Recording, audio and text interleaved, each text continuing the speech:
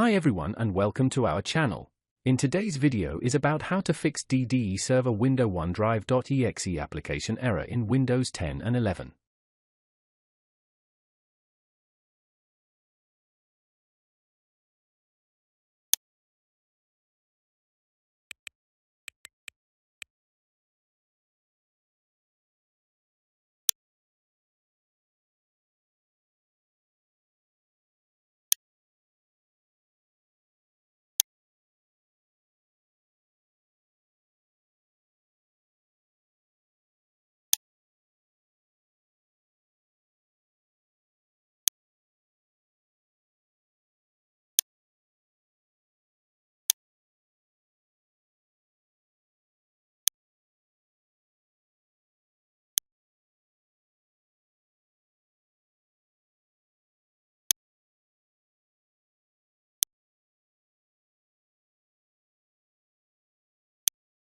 If you found this video helpful, please like to encourage us and subscribe to our channel. Leave comment and share it with others so they can benefit too.